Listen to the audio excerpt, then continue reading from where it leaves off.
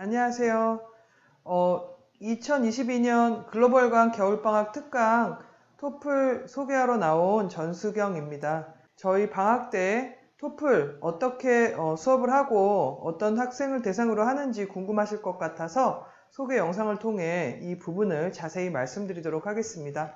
토플은 객관적이고 정확한 측정의 도구입니다. 토플의 4대 영역의 점수를 통해서 결국 어떤 부분에 정확하고 어떤 부분에서 좀 더 공부가 필요한지 정확한 진단을 내릴 수 있는데요. 토플 시험의 특징 자체가 어려웠다, 쉬웠다, 기복이 있는 것이 아니라 객관적이고 규격화된 상당히 공신력 있는 시험이기 때문에 이 점수를 통해 학생의 위치를 정확히 파악할 수 있고 4대 영역에서 더 필요한 학습이 무엇인지를 정확히 짚어나갈 수 있습니다. 겨울학기 토플 특강 수강 대상은 다음과 같습니다. 토플 목표 점수 110점 이상을 따고 싶어하는 학생들이 있고요. 이 학생들은 실전반에 수강할 수 있고 90점 이상을 목표로 하는 학생들이 있습니다. 물론 현재 점수가 90점이라는 것이 아니라 90점을 목표로 하는 고급반, 중급반 학생들이고 110점을 목표로 하는 학생들은 4개 영역에서 전반적으로 골고루 25점 정도의 점수를 일단은 가까이 가 있는 친구들이라고 볼 수 있는데요. 외고, 전사고, 합격생으로서 내신 및 수행평가를 대비하는 기반을 쌓고자 하는 학생들이 여기에 해당할 수 있고요. 또한 실제 토플 점수를 입시 서류로서 제출을 해야 되는 유학준비생도 역시 여기에 해당할 수 있습니다. 토플과 외고, 전사고, 내신 그리고 수행평가의 관계는 어떻게 될까요? 공인 점수를 기준으로 한 학습 발전 단계를 해석할 수 있고 아까 말씀드린 대로 어려운 시험, 쉬운 시험이 기복이 크게 나지 않기 때문에 토플 점수로서 리딩 점수가 25점이다 했을 때 우리가 해석할 수 있는 학생의 이해력과 적용력은 정확히 측정된 수치라고 볼 수 있습니다. 여기에는 흔들림이 없다고 보고요. 또한 그런 점수를 받았을 때 정확하게 내용을 이해하고 정보를 파악할 수 있는 능력이 있는 학생임을 보여줄 수 있고 더욱더 나아간 응용과 어떤 함축된 내용에 대한 풀이를 하는 학교생활, 외고와 전사고에서의 내신 대비를 해나갈 기반이 탄탄하다 이렇게 볼 수 있습니다.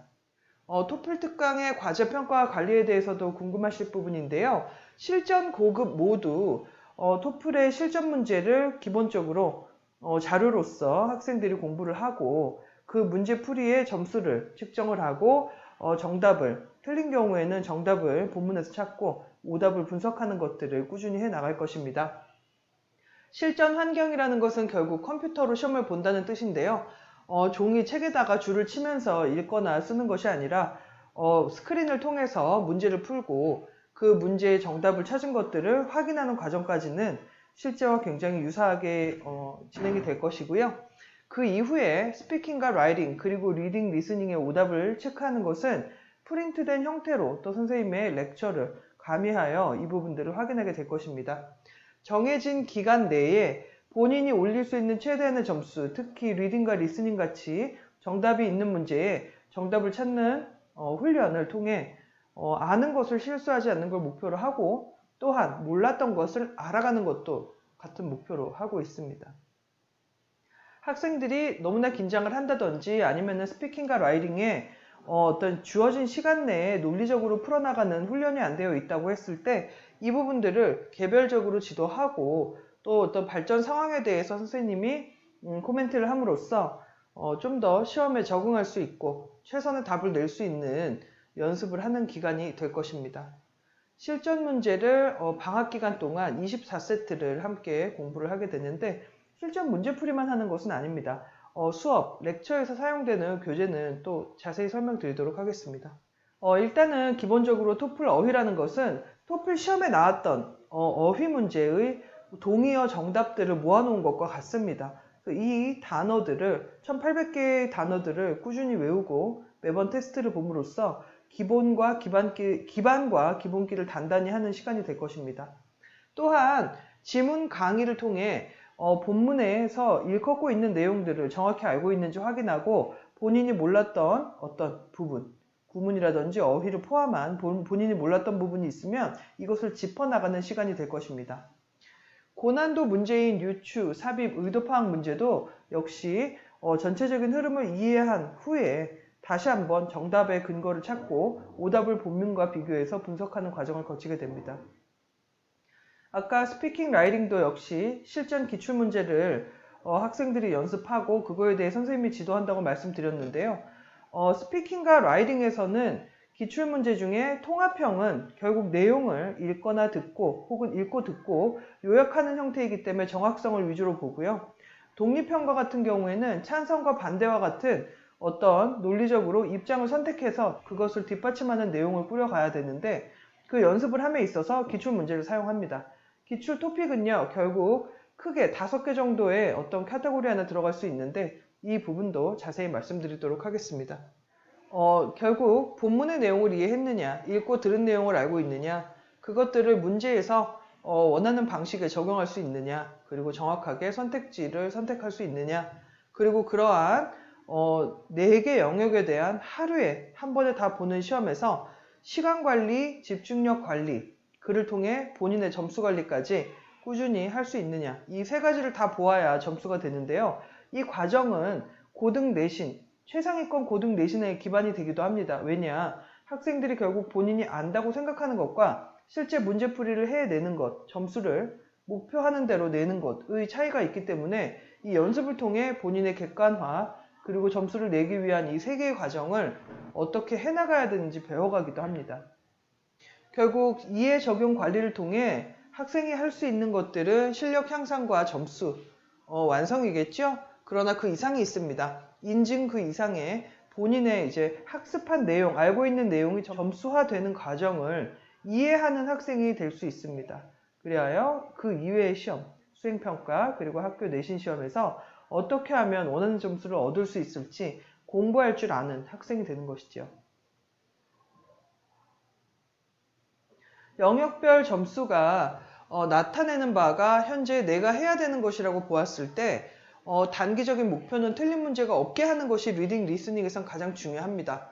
이것은 정답이 있기 때문이고요. 스피킹, 라이팅에서는 아까 말씀드린 기출 주제, 미디어, 교육, 환경과 자신, 그리고 여가, 그리고 또한 본인이 해야 되는, 앞으로 이제 선택해야 되는 여러 가지 것들 중에 결국 교육과 관련된 것들이 있거든요. 그래서 이런 독립 토픽에 대해서, 독립형에 나와 있는 토픽에 대해서 브레인스토밍을 하고 답변을 준비하면서 유기적으로 이 주어진 답변들 속에서의 어떤 논리를 만들어가는 연습을 해야 합니다. 그래서 이 연습을 통해 장기적으로는 어떤 문제를 주어도 시간 압박 속에서 적절하게 답변할 수 있는 학생이 돼야 되는데, 이 과정 속에서 결국 장기적으로는 정보를 얼마나 균형적으로 적절히 처리할 수 있느냐를 보는 것이기 때문에 그것들을 완성해가는 과정입니다. 시험 점수가 110점이 넘었을 때 120점에 도달하는 정도까지도 갈 수 있는 잠재력을 갖고 있다고 보는데요. 그 과정에서 첫 시작을 함께하는 방학 특강에서는 이와 같은 교재를 씁니다. 지금 제가 조금 가렸나요? 여기 KNS 토플 액츄얼이라고 되어 있는데 기출, 문제들을 통해서 어떤 실전에서 만날 수 있는 문제들을 다시 한번 정리해서 볼 수 있습니다. 4대 영역을 의미하고 있고요. 토플 액츄얼 테스트, 기존에 나와 있는 시험지 중에 가장 난이도가 높다고 할 수 있는 해커스 액츄얼 테스트 리딩, 리스닝을 쓰게 되고요. 또한 해커스 보캐블러리, 아까 말씀드린 어휘 시험에서 동의어 기출문제라고 할 수 있는 것들을 모아둔 것인데요. 1800여 개의 단어들을 이 안에서 만나고 외우게 됩니다. 그리고 리딩, 리스닝, 스피킹, 라이팅 4개 영역에서 기출문제를 정리하여서 교재화하여 쓰게 됩니다. 그랬을 때 어떻게 보면 정답을 찾는 원리와 과정들을 좀 한눈에 볼 수 있게 약간 정리를 해 보았는데요. 학생들이 결국 오리엔테이션과 수업 내에서 분석해야 되는 기준이 되는 것은 다음과 같습니다. 본문의 내용을 이해 적용하는 데 있어서 문제의 유형을 알아야지 적절히 적용하겠죠. fact, negative fact, vocab, inference, sentence simplification, rhetorical purpose, 이게 바로 필자의 의도인데 문단에서 어떤 내용이 나온 의도, 필자의 의도는 무엇이냐, 그것은 문단의 주제 혹은 소주제를 파악했는지 보는 문제입니다. 텍스트 인서트, 전체의 흐름에 가장 자연스럽게 이 문장에, 주어진 문장에 들어갈 수 있는 곳을 찾기, 그리고 본문의 내용을 키워드를 중심으로 주제, 그리고 소주제문으로 만들 수 있고 그걸 고를 수 있는 것을 의미합니다. 그래서 하나의 점부터 선, 면처럼 전체적으로 연결되어 있는 이 구조는 굉장히 유기적이라고 보는데요. 본문을 잘 읽는 능력 외에도 좋은 에세이를 쓰는데도 상당히 크게 이런 구조 이해가 도움이 많이 됩니다. 강의 수업을 통해 정답의 근거와 오답이 왜 선택되면 안 되는지를 본문이라는 근거를 통해서 분석하게 되는데 오답의 유형도 이렇게 일목요연하게 정리를 할 수 있습니다.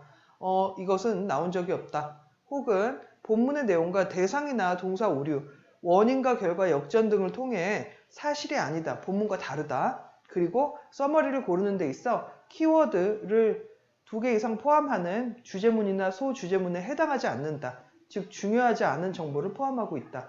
이런 것들을 분석해 내는 것입니다. 약간 시각화되어 있는 이제 본인이 이제 좀 전에 말씀드린 대로 분석하는 과정, 정답의 근거, 오답이 왜 본문과 다른지, 그리고 오답의 유형이나 문제의 유형, 그리고 본인이 틀렸던 부분을 정확히 해석하는 것까지 노트 형태로 정리하게끔 만듭니다. 학년이 높아지고 점수가 높아도요. 결국 이런 오답 노트를 적절히 할 수 있다면 본인이 계속해서 빠지고 있는 눈에 보이지 않는 약점들이 채워질 수 있기 때문에 상당히 현란한 시각화를 하는 것을 일단은 목표로 하고 있고요. 이 과정을 통해 선생님도 한눈에 이 친구가 이 부분을 다시 공부했는지 알 수 있고 본인도 같은 실수를 2번 반복하지 않게 됩니다. 저희가 또한 시험 볼 때는 스크린의 형태로 시험을 보는 IBT이기 때문에 더욱더 추후에 이걸 노트 정리해서 나의 것으로 만드는 과정은 되게 중요한데요. 눈으로 한번 쓱 보고 지나가서는 절대 이것들이 채워지지 않기 때문입니다. 그래서 구문의 정리나 단어 정리, 그리고 이 문단을 요약하는 것도 스스로 하는 연습을 하는 것이 이 학습 도구를 완전히 내 걸로 장악할 수 있는 기반이 되므로 꼭 하게끔 시키고 있어요. 그래서 토플 기출문제를 푼다고 말씀드렸는데요. 기출문제의 단어를 포함한 문장으로 이루어진 문단의 의미를 정확히 이해해야 됩니다. 문장, 사실 가장 좋은 예문은 토플 독해 지문인데요. 단어 하나만 단편적으로 외우는 게 아니라 그 단어가 꾸준히 쓰이고 있고 그 단어의 동의어들이 나오고 있는 것들을 읽음으로써 구문력과 어휘력을 다지는 데 굉장히 큰 도움이 됩니다. 토플 실전 교재는 사실 토플 액추얼 테스트보다 더 어려울 때도 있는데요. 이걸 통해서 외고나 전사고에 굉장히 고급 어휘를 포함한 독해 읽기 전 단계, 바로 직전 단계를 다져갈 수 있을 것 같습니다. 리딩 리뷰 테스트는 저희가 토플 수업을 듣는 학생들에게 매 수업 이후 다음 시간까지 복습을 했는지 알기 위해서 제가 따로 시험 문제를 내는데요. 추론 능력 상승을 위해 좀 더 한마디로 이걸 꼰다 그러죠. 이걸 꼬아서 좀 어렵게 내는 경향이 있고 이 어려운 문제들을 풀므로써 학생들이 본문을 완전히 이해했는지 그리고 선택지에 나온 내용들을 재빠르게 정확하게 이해했는지 보는 과정을 거칩니다. 단어의 기본 뜻 그리고 그것의 동의어까지 정리되어 있는데요. 단어의 기본 뜻이 본문 맥락에서 어떻게 쓰였는지 확인하는 과정이 일단 먼저이고 그 다음으로는 이 단어를 적절하게 다른 단어로 바꿀 수 있는 것은 어휘 문제뿐만이 아니라 주제 찾기 문제에서도 계속해서 나오고 있습니다. 본문에 나온 내용을 같은 뜻의 다른 단어를 써서 적절히 표현한 걸 찾는 것이기 때문이고요. 이 과정들은 단어 시험과 함께 계속 이루어집니다. 그래서 아까 말씀드린 대로 독해를 잘하는 친구는 결국 에세이 라이팅이나 스피킹을 잘할 수 있습니다. 왜냐? 풍부하고 적절한 어휘력 구사가 되기 때문인데요. 그 어떤 스피킹이나 라이팅의 답변의 질을 보장하는 것은 바로 이런 정확한 어휘 구사입니다. 그래서 이것들이 동시에 이루어졌을 때 4개 영역을 다 공부하는 게 힘들긴 하지만 가장 효과적이라고 보는 게 사실은 잘 읽을 수 있는 사람이 잘 쓸 수 있어야 된다는 이론이 실제로 적용되기 때문입니다. 실전 문제집 풀이에서도 역시 아까 말씀드린 대로 정답의 근거, 오답을 본문과 비교해서 분석하기, 해석하기, 그리고 문단을 요약하기, 본인이 몰랐던 단어 쓰기를 이와 같이 진행을 하고 있습니다. 적용력을 키운다는 게 본문을 안다고 생각한 것, 그리고 본문은 정확히 알았지만 선택지의 내용을 정확히 몰랐던 것, 그리고 본문과 선택지를 제대로 알았지만 결정적으로 틀린 한 부분에 대해서 어떤 분석을 놓친 것 같은 것들, 어떤 단계에서 내가 틀렸는지를 확인하는 과정은 되게 중요하고요. 실전 점수를 원하고 있는 최상위권의 학생들조차도 이 부분에서 완전히 언제나 객관적일 수는 없습니다. 그래서 다시 한번 보고 확인해서 나를 객관화하고 모르는 걸 없게 만드는 것을 목표로 하고 있습니다. 토플 단어를 다시 한번 말씀드렸고요. 여기 보이는 대로 물론 동요가 있는데 영영 동요만을 외우는 것이 아니라 하나의 단어를 또 다른 한글 단어 그리고 또 다른 영어 단어로 정확히 알고 있다면 이 단어를 안다라고 이야기할 수 있고 에세이나 스피킹에서 적용할 수 있습니다. 그래서 이것들을 방학이라는 제한된 시간이지만 굉장히 함축적으로 공부를 시킴으로써 어휘력을 그동안 알고 있던 어휘를 어떻게 쓸지까지 확인하는 시간이 될 것 같습니다. 매번 단어 시험의 개수는 100개라고 적어 놓았는데요. 이거는 주 4회, 월, 화, 목, 금, 주 4회를 오는 친구들을 기본으로 하고 만약에 주 4회를 오지 못할 경우에는 매번 100개의 단어 시험들을 따로라도 볼 수 있게끔 제공하고 있습니다. 아까 말씀드린 대로 스피킹, 라이팅, 독립형에서는 내가 어떤 답변을 꾸려감에 있어서 어떤 문제들이 주로 나오는지 아는 것이 굉장히 중요한데요. 주어진 준비 시간이 굉장히 짧고 그 시간을 적절히 활용하지 못하면 본인이 할 수 있어도 그 답변을 시간 내에 활용을 못해서 아쉬운 점수가 나오곤 하거든요. 그래서 이 부분을 보면 교육, 개인과 사회, 환경, 여가 시간을 어떻게 활용할 건가, 건강의 문제라든지 혹은 나 혼자 여러 명과 어떤 여가 시간을 보낼 것이냐, 여행의 계획을 짤 것이냐, 이런 부분 나올 수 있고요. 그 다음 미디어의 활용, 그리고 미디어를 어떻게 통제할 것이냐 같은 것들. 예를 들면 스마트폰을 학생들이 교실에서 쓸 수 있어야 되느냐, 쓰지 못하게 해야 되느냐 같은 문제도 여기 속하는데요. 아까 좀 전에 말씀드린 교육과도 연결이 돼 있고 사회와도 연결이 돼 있습니다.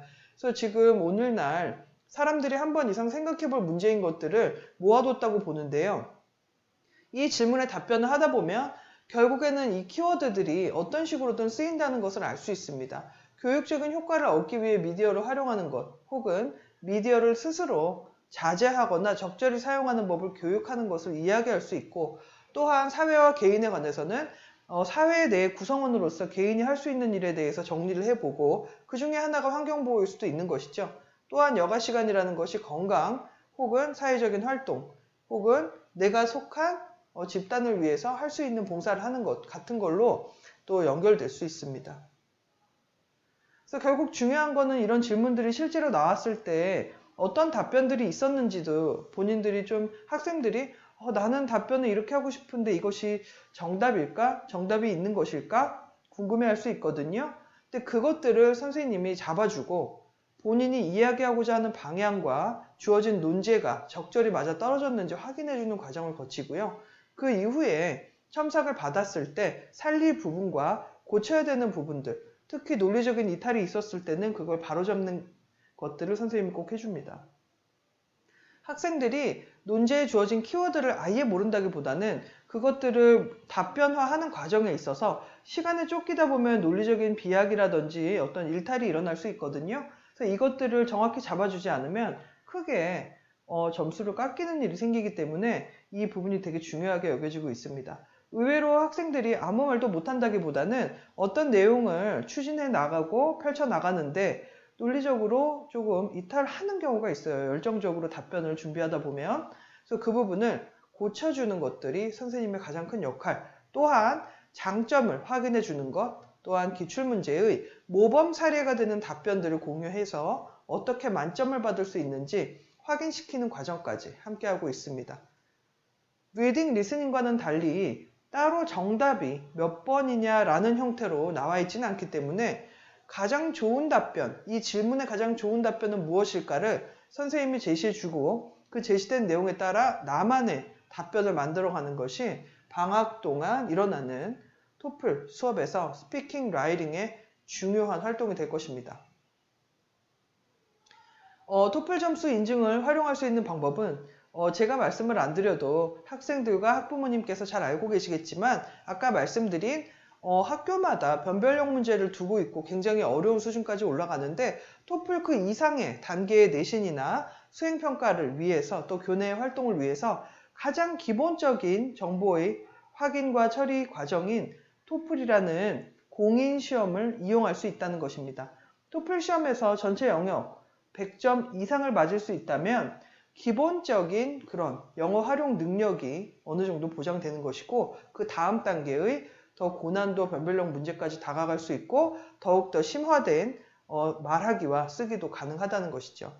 다만 여기서 이 첫 번째 어떤 하나의 기반이자 단계로서 토플을 잘 해나가는 방법은 좀 전에 말씀드린 대로고 실제로 학생들이 했을 때 점수화가 될 수 있고 그 가치가 생길 수 있습니다. 면접과 에세이에서도 언제나 토플 유형과 같은 형태의 질문을 받지는 않을 것이고 논제가 더욱더 복잡해질 수는 있겠지만 기본적인 논리 이탈을 하지 않고 주어진 시간 5분이나 30분 시간을 잘 쓸 수 있는 연습을 꾸준히 하다 보면 이런 질문을 받았을 때 당황하지 않고 본인이 하고 싶은 이야기를 전개해 나가는 준비가 되어 있을 것입니다. 겨울방학 토플 특강은 6주 완성입니다. 그래서 아까 주 4회를 최대한 들을 수 있도록 저희가 진행을 하게 되는데요. 110점 이상 목표로 하는 학생, 90점 이상 목표로 하는 학생 모두 월, 화, 목, 금이라는 주 4회의 시간을 여기에 할애해서 점수를 성취할 수 있는데요. 월, 화, 목, 금 수업으로 수강할 때 겹치지 않게 월금이나 화목이 그러니까 월화와 목금이 같은 수업이 아니라 다 다른 수업으로 진행이 되고 실제로 주 4회 수요가 굉장히 많습니다. 수강 요일 중 전 영역 학습 관리를 매번 하고 있습니다. 리딩, 리스닝, 스피킹, 라이팅 그리고 또한 기출문제의 브레인스토밍과 샘플 답변을 주고 선생님의 첨삭이 이루어집니다. 좋은 학생들을 만날 수 있는 방학이 굉장히 기대가 되는데요. 어머님들께서도 학생들이 이러한 본인의 실력을 더 키우고 이끌어 나갈 수 있는 좋은 기회가 되는 공신력 있는 공인시험인 토플 준비할 수 있도록 보내주시면 열심히 지도하겠습니다. 감사합니다.